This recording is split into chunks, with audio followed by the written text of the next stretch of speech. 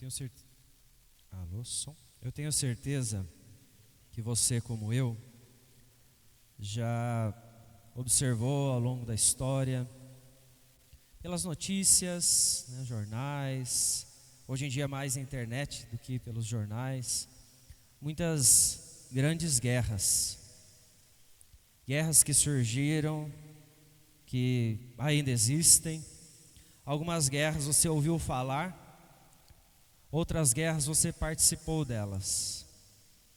Você fala assim, mas eu não sou um soldado que fui à frente da batalha. Mas você é um soldado que está lutando todos os dias. Você tem as suas guerras, batalhas internas, momentos em que você está observando a guerra começar, a guerra se instalar, crescer, e às vezes o caos começar a direcionar a sua mente, direcionar o seu coração, porque nem sempre a guerra ela vai ser visível, né? Ela pode ser algo interno, só nosso, que ninguém soube, às vezes não vai nem saber. Mas guerras que nós vivenciamos, guerras que nós presenciamos, o caos que ela fez brotar muitas vezes dentro de nós. E é interessante pensar que todas essas guerras, visíveis ou não, elas quase sempre começam com coisas pequenas, momentos bem pequenos, coisas simples, palavras, olhares, poderiam sido evitadas se nós tivéssemos tomado alguma atitude, se nós tivéssemos falado algo, feito algo, ou se nós tivéssemos disposto simplesmente a levantar os nossos olhos para um lugar de descanso. Certa vez um pai percebeu que os seus filhos estavam prestes a instalar o caos dentro de casa. Quem tem criança dentro de casa, quem já teve, sabe o que é duas crianças resolvendo virar a casa de cabeça para baixo. E essas duas crianças, elas tinham um brinquedo em comum. Era uma arminha de água. Não sei se você já viu por aí, já teve uma dessas. É legal de brincar, é legal de atirar. É água, tá? E essas crianças, elas estavam ali, naquela alegria de brincadeira. E eles pegaram aquela arminha de água, e uma delas mirou muito bem, que acertou no olho da outra. A um segundo, uma guerra está prestes a se instalar naquele lugar. A briga vai começar, talvez eles quebrem os brinquedos, talvez eles comecem a destruir os outros brinquedos, porque um ficou com raiva do outro, porque um quer agora que o outro pague, que acerte o olho daquele, o olho desse, uma fração de segundos. O pai está observando essa cena, o pensamento surge, ele está prevendo que caos vai acontecer em breve, e aí então seu coração acelera, ele se levanta, vai adiante dos filhos, e ele não sai gritando, ele não sai esbravejando, ele para na frente dos filhos, e ele diz assim: antes de vocês brigarem, parem e olhem para mim. Quando aqueles filhos viram o pai, é estranho uma postura dessa, né? Geralmente nas casas é um caos, né? Não basta as crianças, mas todo mundo vira, né, da mesma forma, quer reagir do mesmo jeito. E aquelas crianças viram o pai e mudou. Porque não era qualquer pessoa que estava diante deles. Era alguém que eles estavam agora olhando, que tem autoridade, alguém que tem sabedoria. E quando eles olham para aquele pai, eles começam a ouvir palavras de sabedoria de alguém que os ama, que estava naquela hora com muita cautela, impedindo que uma guerra pudesse acontecer então dentro daquela casa. Talvez você tenha sido esse filho, o que atirou, ou que recebeu o tiro de água. Talvez não tenha sido com uma arminha de água na mão, mas talvez com uma palavra. Talvez essa era a sua arma. Talvez uma mensagem no celular, mal interpretada. Quem nunca interpretou uma mensagem errada, né? Na hora que você não estava bem, você recebeu a mensagem, você achou que era aquilo. E a guerra começa. Você toma uma decisão, fica furioso, esqueceu de olhar para o alto, esqueceu de olhar para aquele que tem autoridade, para aquele que tem sabedoria e que poderia ter direcionado e impedido essa guerra ou direcionado, né, de uma forma a ela ser mais calma, resolver mais rápido. Quantas guerras na sua casa começam por uma coisinha tão pequena? Quantas guerras nas nossas famílias, elas surgem por algo que poderia ter sido resolvido em um segundo? Quantas guerras dentro de nós, elas já não poderiam ter acabado? Se nós um dia tivéssemos parado para entender que de fato ela existe e que nós deixamos ela crescer dentro de nós, porque nós não olhamos para onde nós deveríamos olhar de fato. Para um Pai que tem autoridade, para um Pai que está conosco a todos os momentos, que chega diante de nós e diz apenas: pare, olhe para mim, ouça as minhas palavras. Isso traz paz, isso direciona, isso nos ensina. Hoje nós vamos entender através da palavra do Senhor como impedir uma guerra quando tudo parece que está desmoronando. E eu convido você, para nós pensarmos sobre isso, a ler o Salmo 11. Vamos ler o Salmo inteiro. Ele vai nos mostrar que o caminho para nós então impedirmos essa guerra não será pela nossa força, mas sim pela nossa fé. Salmo de número 11, faremos a leitura do versículo 1 ao 7, o salmo inteiro.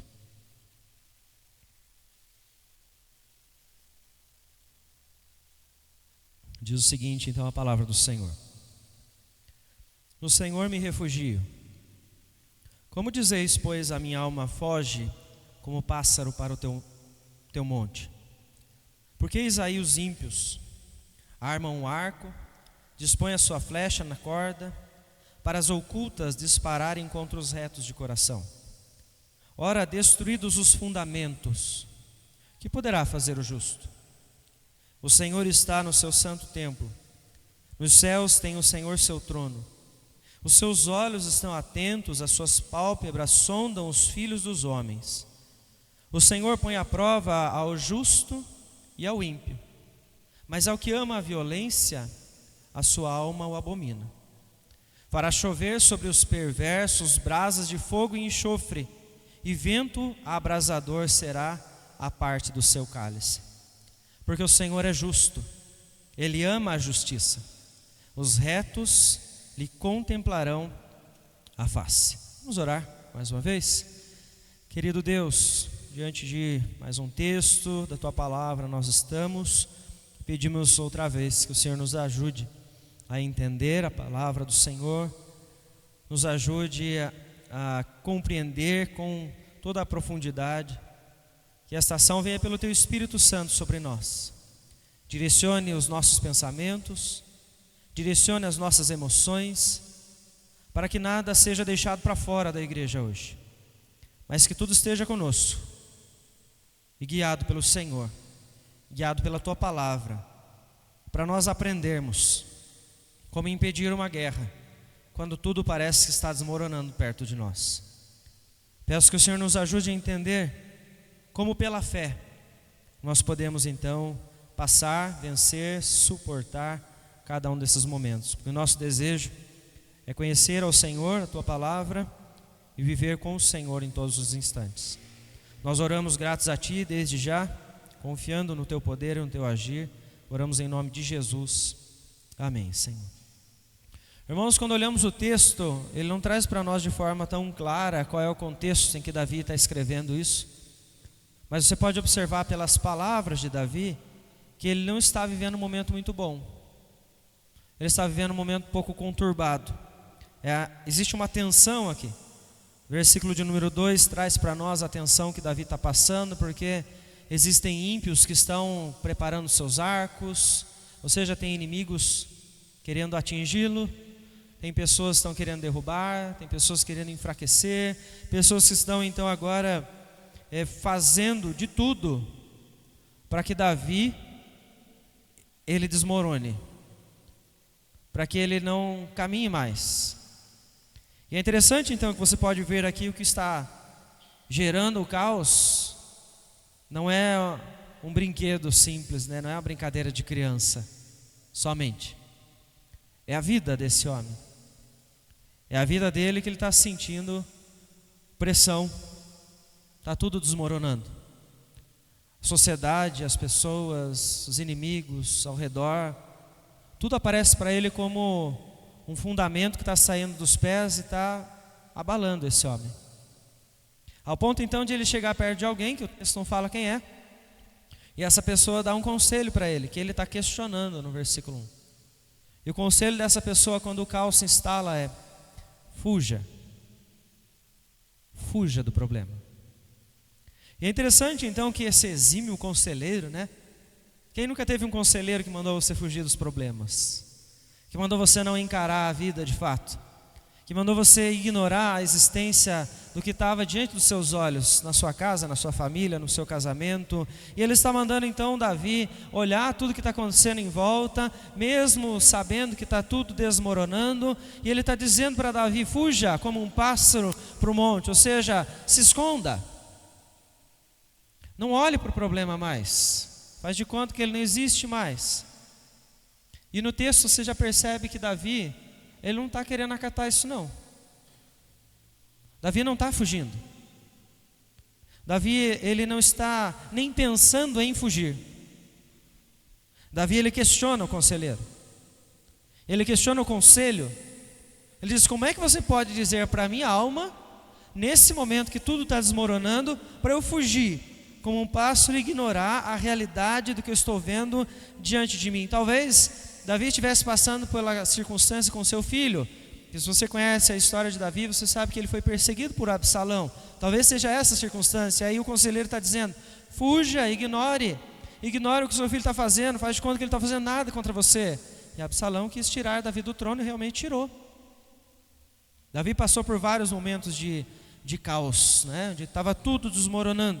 E o conselho que vinha para ele então é exatamente esse, para ele poder então fugir. É notável, quando você olha a postura do conselheiro, é notável como é que ele está. É uma pessoa que não está confiante de que os problemas vão se resolver. É uma pessoa que está em pânico. Ele está vendo tudo desmoronar, e ele está dizendo para Davi: fuja, porque eu estou com medo. E aí nós podemos então afirmar a partir disso que a guerra, ela começa quando o medo governa o nosso coração. Várias circunstâncias nós podemos viver e vivenciar o medo, e ele contagia. Você já ouviu alguém passar por aquele problema? A pessoa, ao invés de vir para você e te encorajar, ela poder dar uma palavra de ânimo que edifica, ela te joga para baixo, ela te põe mais medo no coração. Quem nunca viveu um momento desse? Eu lembro no instante da gestação da Vânia, o Vinícius. Nós estávamos num momento de incertezas, né? A gente não sabia o que estava para acontecer, o que vinha pela frente. E uma pessoa descobriu quem era a médica da Vânia. Acho que eu já contei isso aqui aos irmãos. E essa pessoa, ela veio, ao invés de ela falar uma palavra que edifica, de conforto, ela só jogou uma bomba no meu coração. Ela disse: cuidado com essa médica, na mão dela já deu problema. E é lógico que eu não passei isso para a Vânia, ela estava na gestação. Mas o conselho, ao invés de vir para trazer paz, às vezes contagia a gente com medo maior ainda, né? E ele toma um espaço dentro de nós, que às vezes é difícil até você identificar onde que começou. Você se tornou uma pessoa totalmente medrosa, e por causa do medo, é muito mais fácil, muito melhor fugir do que enfrentar. Eu não vou enfrentar isso. O medo paralisa. Ele preenche o nosso ser, ao ponto de você falar assim: não, já aconteceu com fulano desse jeito, fulano está me aconselhando porque vai dar errado, então é melhor então que eu não encare a vida. E o medo pode ser sinal de incredulidade no nosso coração. O medo pode ser sinal de que no seu coração você está querendo controlar as coisas, e que na hora que você percebe que você não consegue controlar, o caos se instala e você não quer ainda soltar as rédeas e você fica em pânico.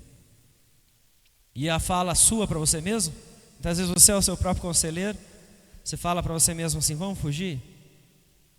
Não vamos encarar o problema não, melhor fugir porque é muito difícil, né? É muito complicado, é difícil de resolver. Provérbios 29 e 25 diz: quem teme ao homem arma ciladas.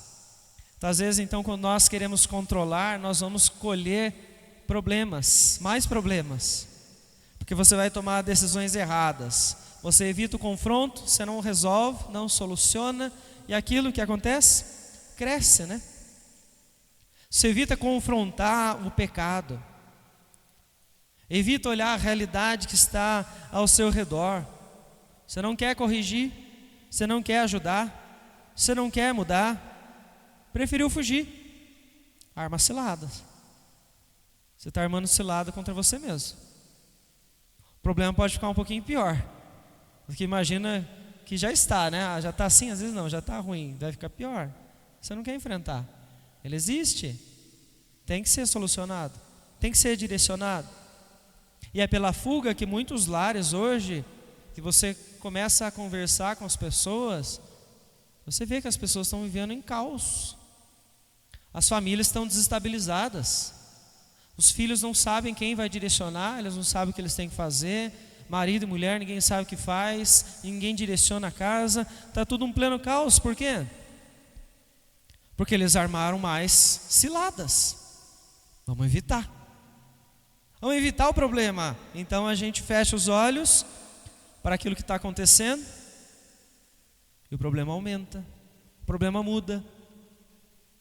E é o problema maior de tudo isso, não é que eu não tenho tanta coragem, mas ao momento que eu tenho medo e eu demonstro pelo medo muitas vezes a minha incredulidade, eu estou fechando os olhos para Deus, para a providência de Deus, para o poder de Deus, para a própria soberania do Senhor que está guiando toda a história. Você e eu afirmamos aqui: eu sei que Deus é rei, eu sei que Deus é juiz, eu sei que o Senhor é o legislador, mas isso na prática, às vezes não aparece. Às vezes eu fujo, né? Às vezes eu não quero então enfrentar. Então nós temos que entender como é que nós estamos reagindo às circunstâncias, porque o medo pode estar te paralisando, impedindo você de resolver algo que só está crescendo. Aquele problema daquela guerra que você poderia ter resolvido logo no primeiro instante, antes até dela se instalar, você não fez, você fugiu, e aquilo cresceu, tomou proporções que hoje, se você não enfrentar, elas vão continuar aumentando. Você continua criando outras ciladas para você mesmo, para sua família, para sua igreja, para sua cidade, para o lugar onde você está. E se nós não enfrentarmos isso, isso fica pior.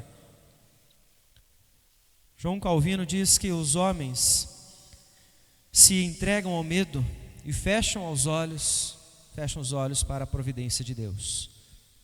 Mesmo os cristãos que conhecem a verdade, estão na igreja há muito tempo, estão servindo a Deus na igreja, estão fechando os olhos para Deus, estão querendo resolver tudo, controlar as coisas, controlar a família, controlar a igreja, fazer tudo do jeito deles. E aí o problema surge. Não tem problema. Você já viu algum cristão chegar na igreja fingindo que está tudo bem em casa, mas está um caos? Essa é a nossa realidade muitas vezes. Queremos passar para os outros uma boa impressão, mas está um problema gigante. Vou fugir, vou continuar fugindo. A pergunta para Davi, no versículo de número 3, ele diz então: ora, destruídos os fundamentos, que poderá fazer o justo? É como se estivessem dizendo assim: está um caos, o que você pode fazer com isso? Você ainda acha que tem então algum tipo de solução? O que é que alguém pode fazer na vida quando está tudo destruído? Quando está tudo um pleno caos? Quando às vezes a guerra que não é visível, mas ela é interna, ela já está lá instalada há muito tempo e a pessoa está tentando fugir. O que às vezes as pessoas fazem você pensar é: bom, então não tem nada para fazer mesmo. O que pode fazer então o justo com relação a isso, esse momento?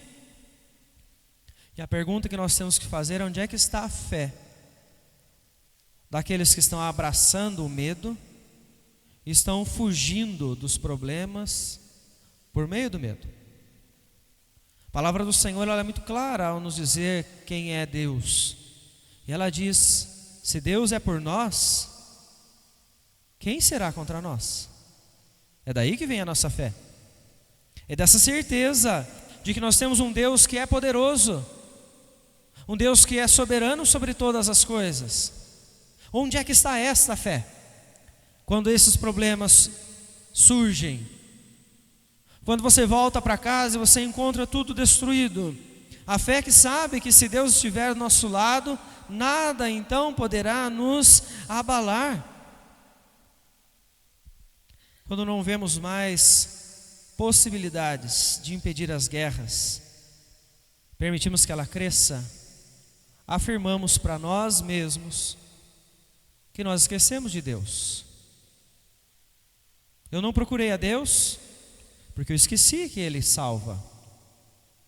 Eu não orei a Deus porque eu esqueci que Ele é poderoso. Eu não voltei ao Senhor para pedir perdão porque eu esqueci que Ele é misericordioso. E o que acontece com aquele problema que estava lá atrás, que era pequeno? Ele hoje está gigante. Você tem medo hoje de corrigir os seus filhos? Amanhã o problema vai estar maior. A sociedade está ensinando isso, né? Não corrija, né? E eles pegaram o viés da palmada, né? Para tentar dizer que o nosso discurso de correção era errado. Tenha limites, saiba corrigir, faça com sabedoria, mas corrija, porque a sociedade está criando famílias hoje que não querem corrigir os filhos. Ah, porque a lei está do lado dos seus filhos. Se você corrigir os seus filhos, você vai ser processado, vai ser preso, vai ser denunciado, você está sempre errado. Tire os olhos de Deus, não corrija os seus filhos, e você verá os problemas crescerem. Ele hoje é um bebê, é uma criança de 3 anos, é um adolescente, é um jovem, você nunca corrigiu. Amanhã vai surgir o problema. Amanhã ele vai ser uma criança rebelde, que vai bater em você. Vai ser um adolescente rebelde que vai sair de casa, fazer o que quer, sem perguntar, sem entender quem é a autoridade na vida dele. Vai ser um adulto inconsequente. Quem é que vai passar as noites chorando? Somos nós. Porque nós fugimos. Nós não enfrentamos. Nós esquecemos de Deus. Você já passou por algum momento, seja um dia que seja, por ansiedade? Um instante de ansiedade. Se você tiver medo de enfrentar a sua ansiedade, o que acontece com ela? Ela não vai sumir. Ela está ali por alguma coisa. Ela tem uma raiz. Não enfrente ela. Ela vai crescer. Ela vai se tornando maior. Ela se torna em crise de pânico. Ela se torna em depressão. Ela vai aparecer nas dores pelo corpo. Ela vai aparecer nas noites mal dormidas. E aí você já está vendo a bola de neve, né? Está crescendo o problema. Aí você já vai para o médico e fala assim: eu preciso de um remédio, senão a minha ansiedade não é curada. O que aconteceu lá atrás? Ou o que está acontecendo hoje com o começo da ansiedade? Fuga. Tiramos os olhos de Deus, não enfrentamos e em seguida vemos ela crescer. Se você está passando por isso, não enfrente a ansiedade e amanhã você estará em uma crise um pouquinho maior. E aqui eu não estou, o pastor está jogando praga. Não é isso, é a realidade. A ansiedade só surgiu por alguma circunstância, que você teve medo, que você sentiu angústia, você sentiu insegurança, você não conseguiu enfrentar, preferiu fugir. Ela não vai mudar, ela está ali. A gente precisa então entender como é que a gente vai reagir a tudo isso. Problemas no casamento, famílias, né? A base da família, marido e mulher. O problema está ali. Vamos fingir que ele não existe? Vamos adiar? Tocar no assunto? Estou com medo de resolver. Estou com medo do que pode acontecer.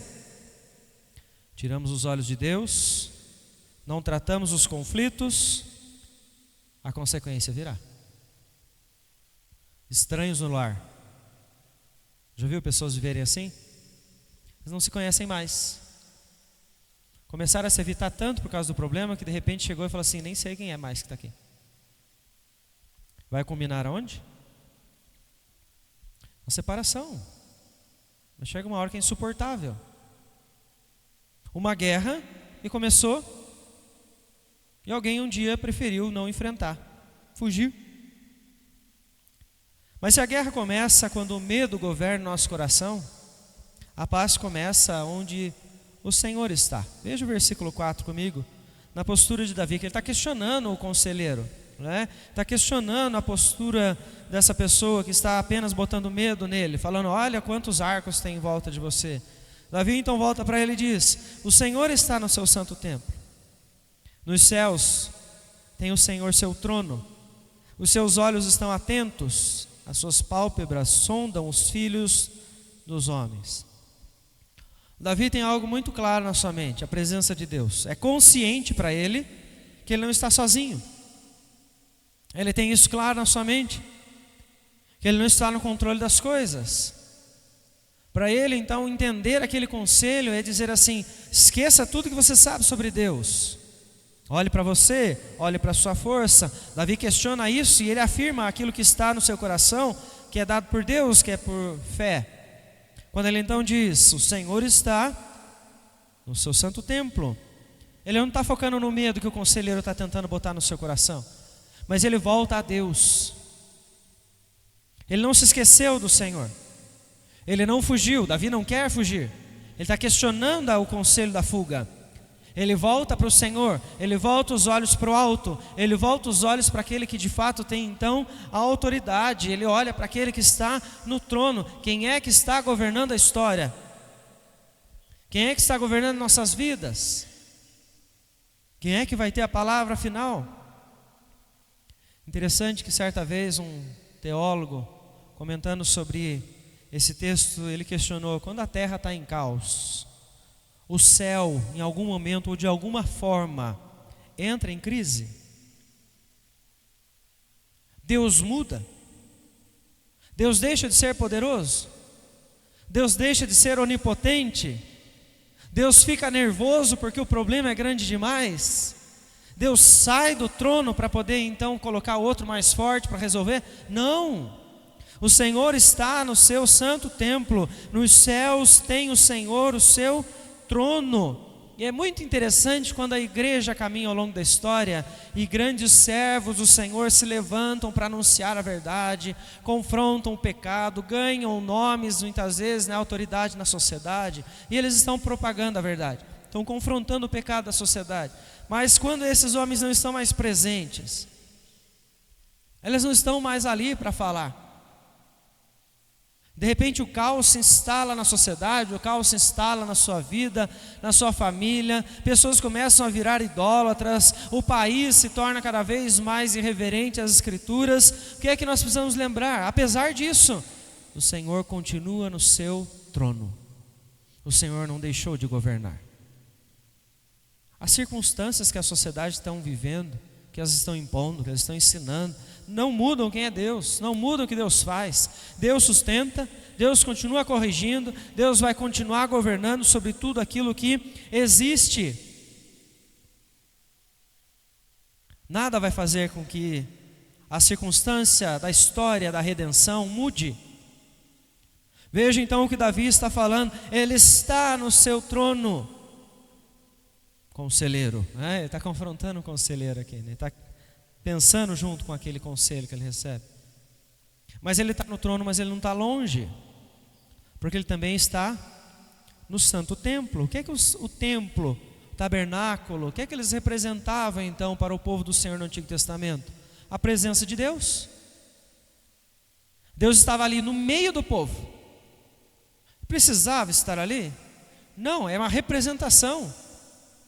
Para eles entenderem que mesmo que eles passassem por um caos, fossem oprimidos pelas nações pagãs, ele estaria onde? Ali, no meio do seu povo, perto deles para poder atender eles quando eles estivessem passando por problemas. Ou seja, Davi traz a sua consciência pela fé de que Deus não abandonou. Ele está vivendo um caos, tem flechas na sua direção, os ímpios estão se escondendo para poder atingir o coração dos retos, porque tudo está ficando abalado, os fundamentos, aquilo que trazia segurança foi tirado. Mas apesar disso ele ainda lembra, o Senhor está perto. Esse que reina, esse que é justo juiz, esse que é o legislador, muitas vezes nós olhamos e colocamos ele longe. Ele está perto. Ele está muito perto de nós. E é por isso que o Senhor, em Hebreus capítulo 13, versículo 5, ele diz: não te deixarei, nem te desampararei. O Senhor nunca vai deixar aqueles que confiam nele, aqueles que buscam. Ou alguma vez você se voltou ao Senhor em oração, buscou a Deus e Ele te abandonou? Eu lembro de uma circunstância muito difícil que eu passei quando eu era membro da igreja. E como membro da igreja, a gente tenta se envolver naquilo que a gente pode, com os nossos dons, com os nossos talentos. E a igreja estava caminhando, membro da igreja. A igreja estava cheia de jovens, nós trabalhávamos com os jovens, estava bonito de ver o que Deus estava fazendo ali. Um belo dia, para nossa surpresa, um presbítero subiu no púlpito com um documento na mão para ler uma carta para a igreja. O pastor estava abandonando a igreja. Ele deixou a igreja e foi embora para a Suíça com a justificativa de que ele estava indo para lá fazer missões. Eu era membro da igreja. É um caos que se instala. É uma guerra que está prestes a começar. Se você não olhar para o lugar certo, você entra em desespero.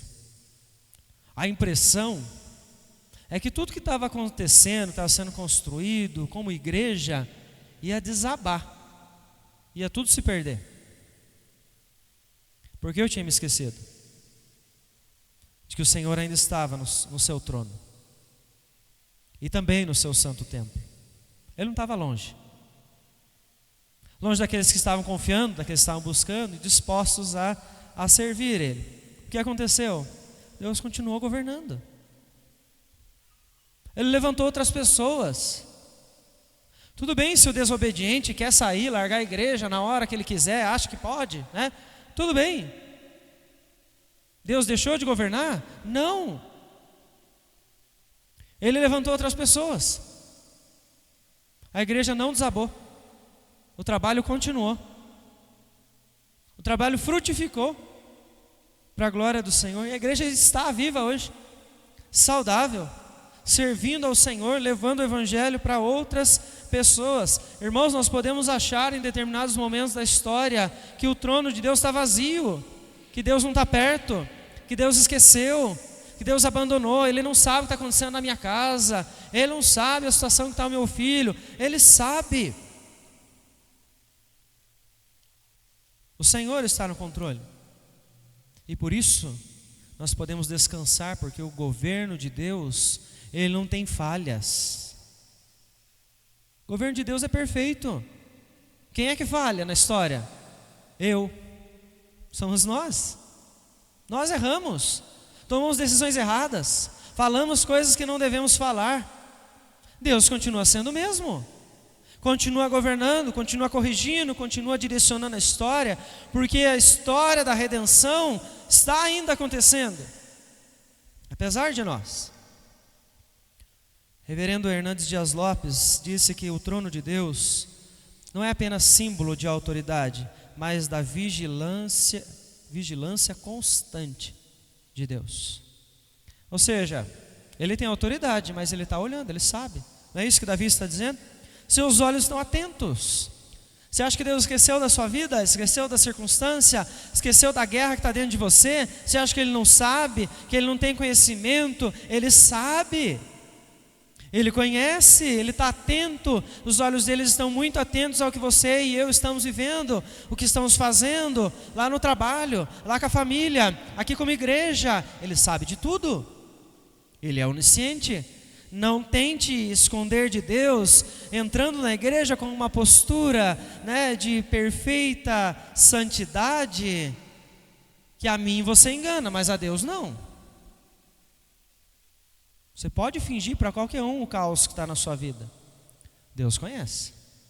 Ele está com os olhos atentos sobre nós. Ele está conosco todos os dias. Ele sabe a hora que você acorda, Ele sabe a hora que você deita, até porque quem sustenta você enquanto você dorme é Ele. Ele está no controle e não nós. O Senhor está no trono.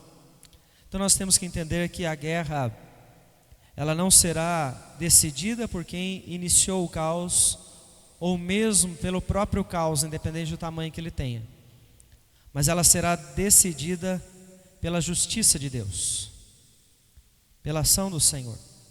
Quando nós tentamos fazer tudo pelas nossas mãos, nós estamos afirmando que nós não precisamos de Deus, nós não queremos mais saber do que Ele pode fazer, qual é a vontade dEle, e assim nós começamos a direcionar, achando que a nossa vontade é superior, que nós temos mais força. E é aí que nós erramos, porque nós começamos assim a formar guerras. Direcione a sua casa para você ver, só com a sua vontade. Você vai ser aquele que vai promover a guerra. Crie os seus filhos evitando os confrontos. Deixa a guerra lá. Você vai instalar uma guerra maior, problema maior. Finja que não tem que resolver o problema que está na igreja. A guerra vai continuar. Ah não, os homens vão fazer isso. Não é Deus que vai fazer, a gente vai dar o nosso jeitinho. Vai se tornando cada vez pior.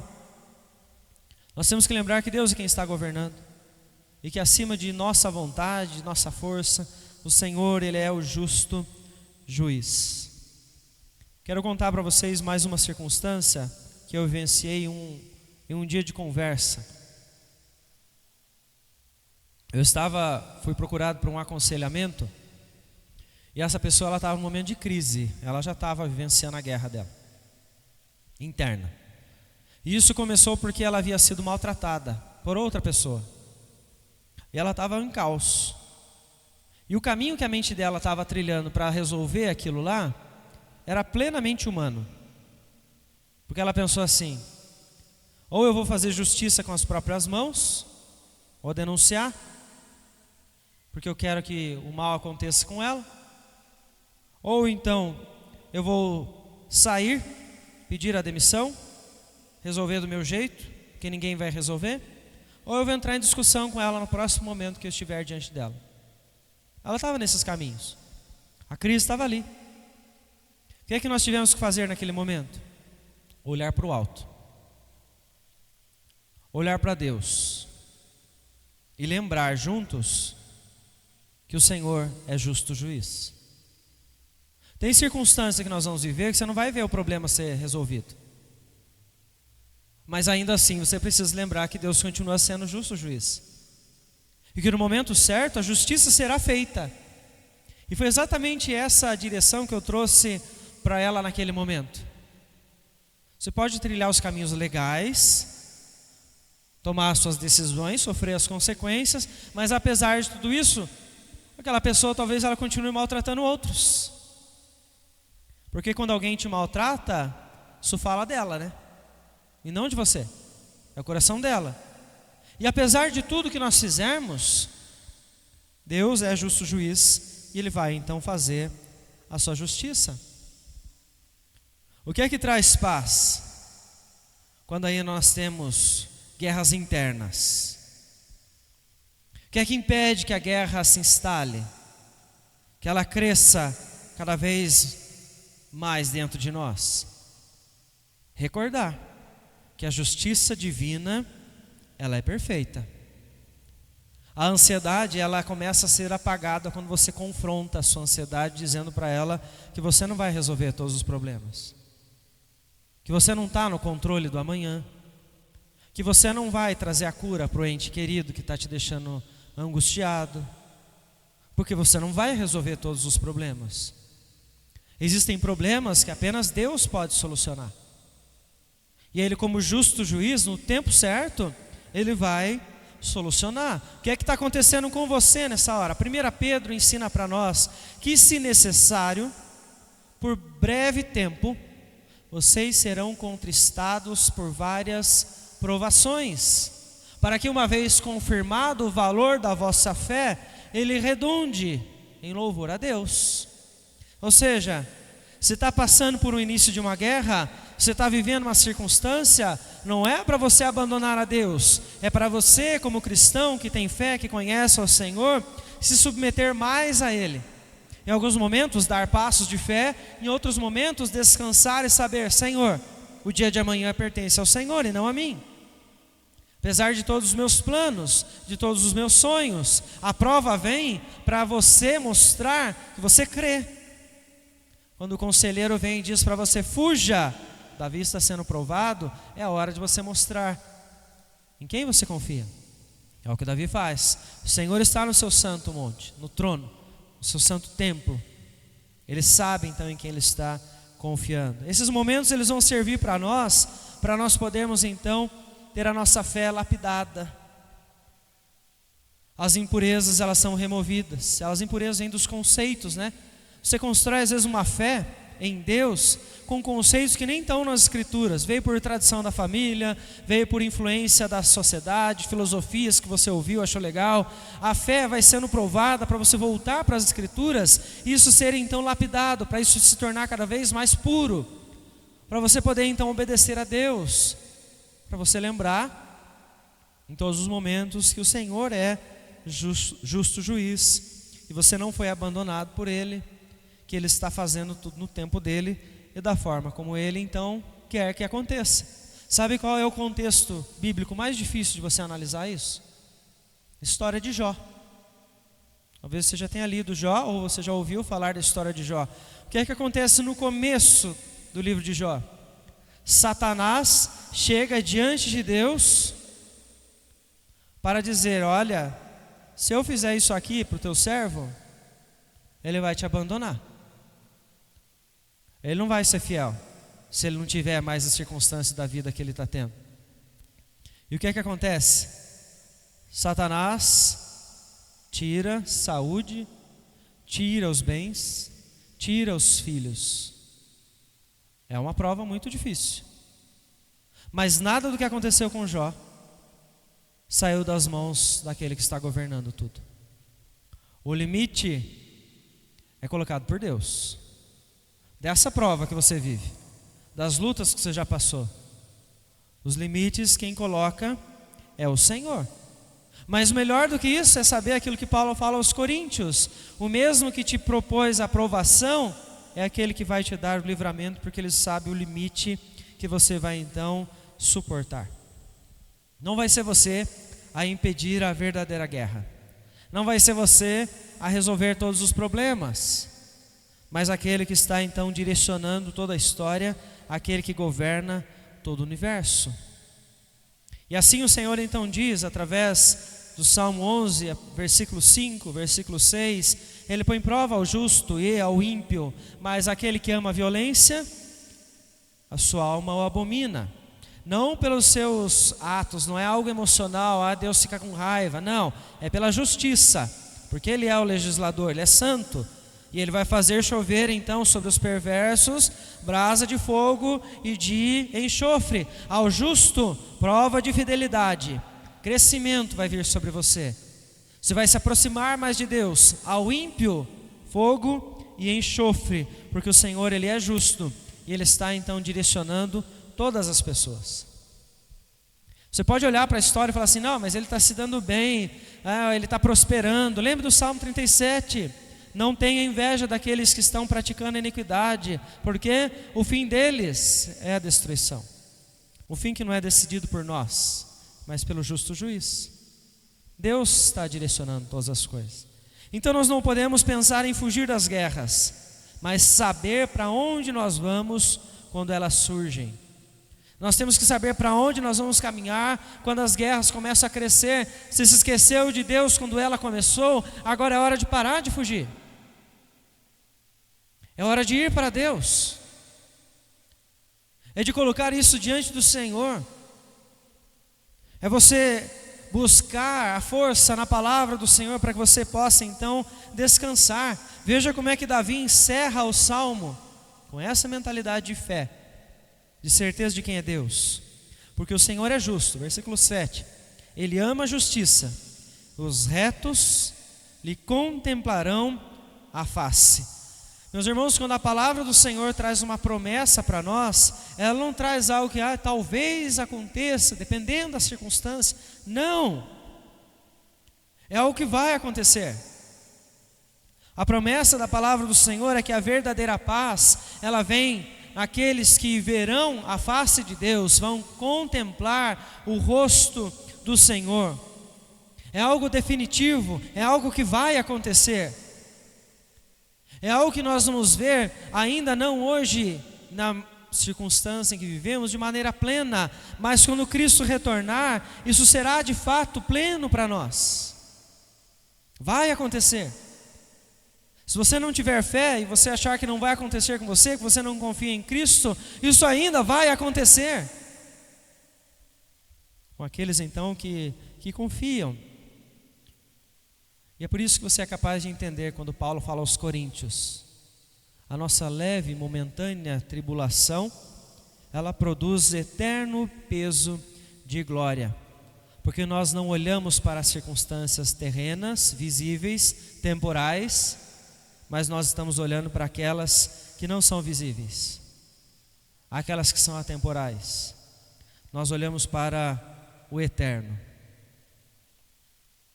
A visão que você tem do futuro, ela molda quem é você hoje.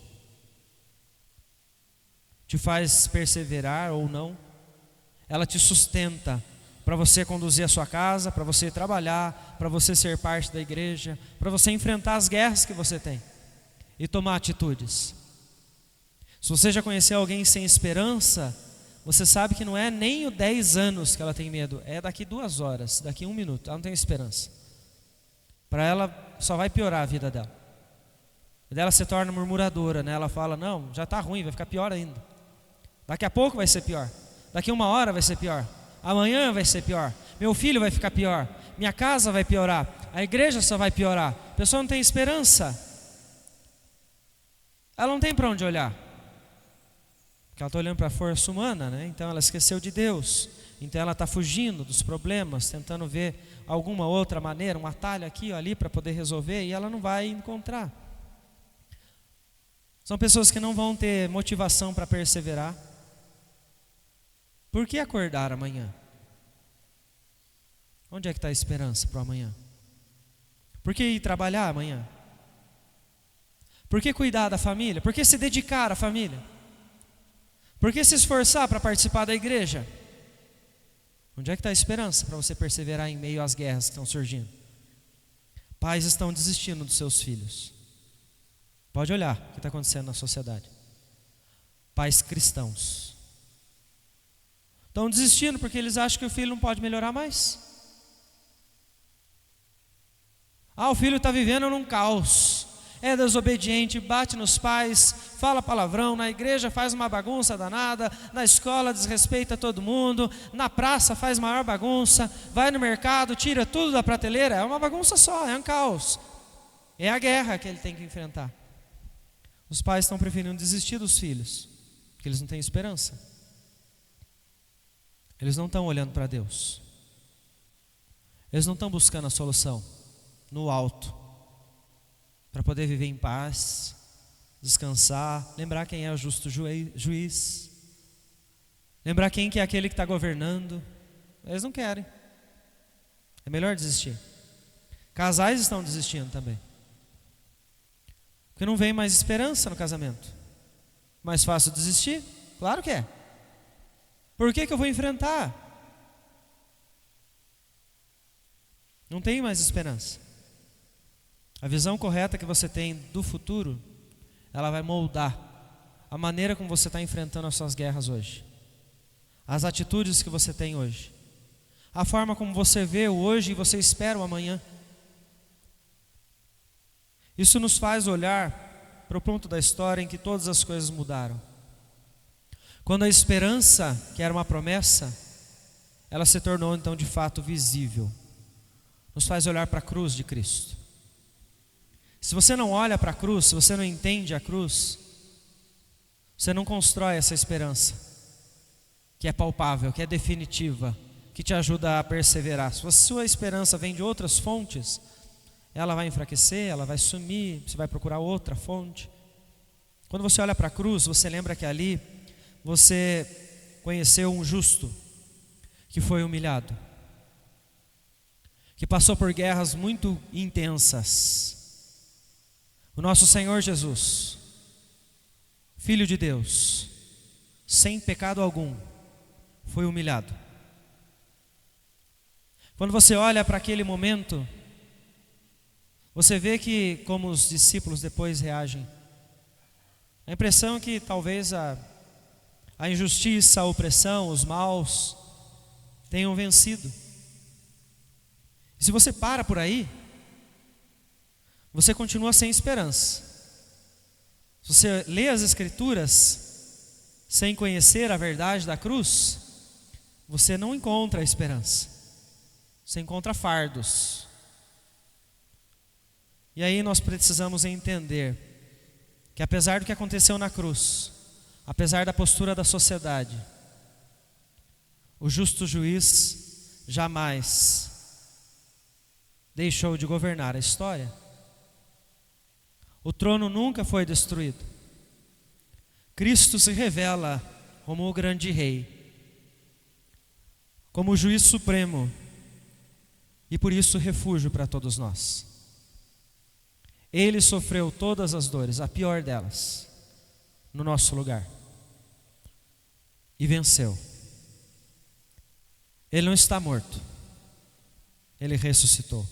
A maior guerra que você precisava travar, ela já foi vencida.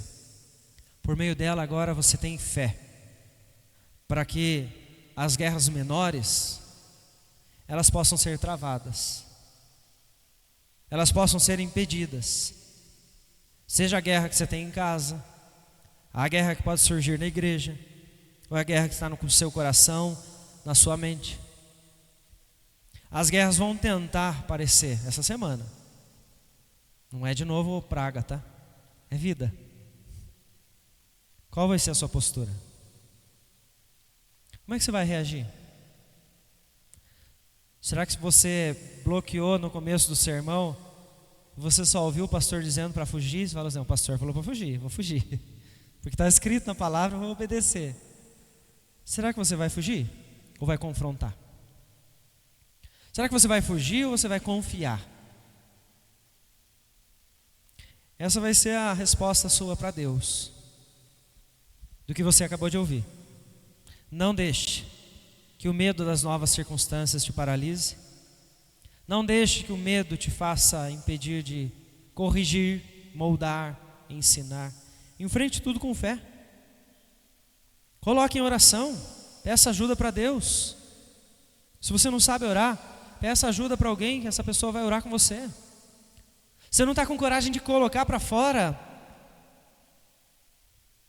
pense, Deus já sabe. Lembre-se que o Senhor está entronizado em seu santo monte. Ele está governando todas as coisas. Ele tem a palavra da eternidade para trazer paz para você, para direcionar a sua casa, e ainda a decisão final sobre tudo que está acontecendo na sua vida, sobre tudo que ainda vai acontecer. Se guerras surgirem, a palavra final ela vai ser do Senhor. Confie, espere, Ele está direcionando, o tempo é dele. Chegará o dia em que nós vamos ver o nosso Senhor face a face.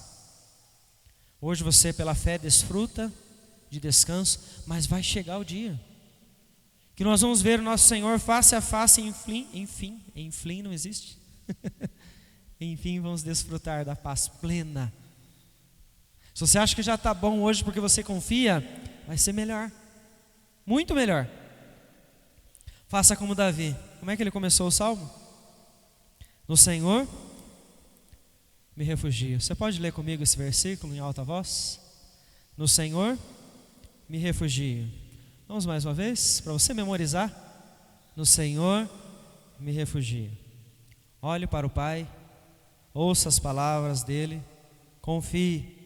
As grandes guerras ainda podem ser impedidas por ele e por meio dele. De tudo aquilo que ele faz, é capaz de fazer, que ele já está fazendo na sua vida. Eu quero convidar a igreja a se colocar em pé, convido o grupo de louvor a vir à frente, para nós podermos cantar diante do Senhor, clamando pela graça e misericórdia de Deus sobre nós.